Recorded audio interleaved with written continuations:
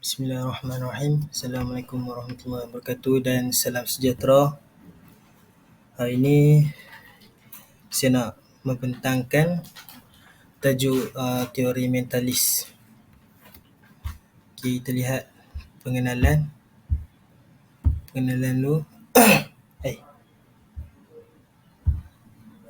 Okay, pengenalan teori mentalis ni dipelopori oleh Noam Chomsky. Menurut Noam, kanak-kanak dilahirkan dengan keupayaan language acquisition device atau singkatannya LAD. Kanak-kanak mendengar bahasa di persekitaran mereka. Berdasarkan situasi sebenar, mereka mendengar, menganalisis, membentuk konsep dan rumus tata bahasa. Kemudian mereka akan membentuk ayat. Menurut Noam Chomsky, kanak-kanak ni mula bertutur dalam bahasa pertama mereka ketika mereka berumur 18 bulan. Maknanya setahun lebih baru mereka start tutur lah, bayi. Okay, seterusnya fungsi mental. Menurut Chomsky, kanak-kanak akan mengalami beberapa peringkat perkembangan dalam pemikiran, iaitu bermula dari peringkat terendah dari motor, kemudian kepada praoperasi, operasi konkret dan operasi formal. Sebagai contohnya, dalam pembelajaran bahasa, kanak-kanak akan menguasai kemahiran memahami terlebih dahulu sebelum mereka belajar bertutur. Maknanya, bayi ini dia akan faham dulu sebelum mereka boleh bercakap. Seterusnya, kita lihat ni adalah contoh gambar rajah teori mentalis. Okay, ada mental atau otak kemampuan set rumus tata bahasa. Ada pendengar dan penutur. Penutur ni yang bercakap, pendengar ni yang mendengar. Okay. Seterusnya kita lihat ciri-ciri teori mentalis. Ada 5. Okay, penguasaan bahasa mempunyai hubungan erat dengan kebolehan mental.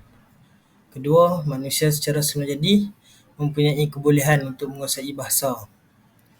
Competence dan performance mempunyai daya cipta untuk menghasilkan dan menggunakan bahasa yang diketahui. Bahasa dihuraikan melalui analisis, transformasi generatif yang mengandungi struktur dalaman dan struktur luaran. Kesalahan membentuk rumus tidak dianggap sebagai kegagalan, sebaliknya sebagai percubaan hipotesis. Itu adalah ciri-ciri teori mentalis. Seterusnya kita lihat proses perkembangan pemikiran kanak-kanak. Ada 4 nampak kat sini. Okay. Proses perkembangan pemikiran kanak-kanak ni, pembelajaran bahasa akan diajar secara berperingkat-peringkat mengikut kematangan murid berkenaan. Dengan itu, proses pembelajaran berlaku secara sistematik dan guru dapat mengawal kadar kemajuan pembelajaran murid secara berperingkat-peringkat. Seterusnya, menekankan kepada pembelajaran mengikut kadar sendiri. Maknanya, pembelajaran secara sendiri, di mana murid berpeluang belajar sesuatu pengetahuan atau kemahiran berdasarkan minat, kebolehan dan tahap kognitif mereka sendiri. Menekankan kaedah pengajaran berpusatkan pelajar.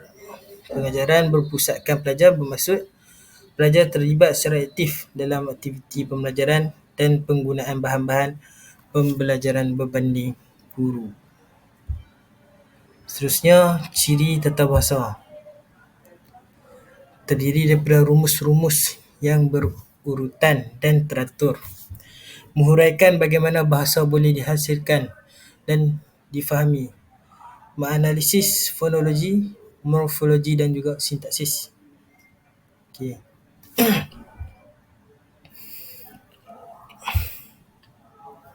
khususnya hubungan teori mentalis dalam pembelajaran dan pengajaran PDP.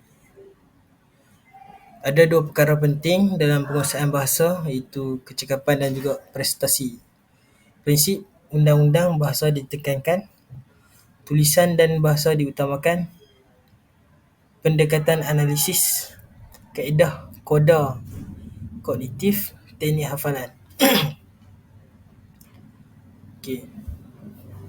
Kesimpulan untuk teori mentalis ni dapat dirumuskan, teori mentalis ini adalah menekankan bahawa kanak-kanak secara berperingkat dapat mengembangkan pemahaman tentang fikiran, perasaan dan niat seiring waktu. Hal ini dapat memainkan peranan yang penting dalam perkembangan sosial dan kemampuan untuk mereka berinteraksi dengan persekitaran. Kesimpulannya, pemahaman tentang aspek mental sangat relevan dalam memahami perkembangan kognitif dan sosial kanak-kanak. Okey. Itu saja daripada saya. Assalamualaikum warahmatullahi wabarakatuh.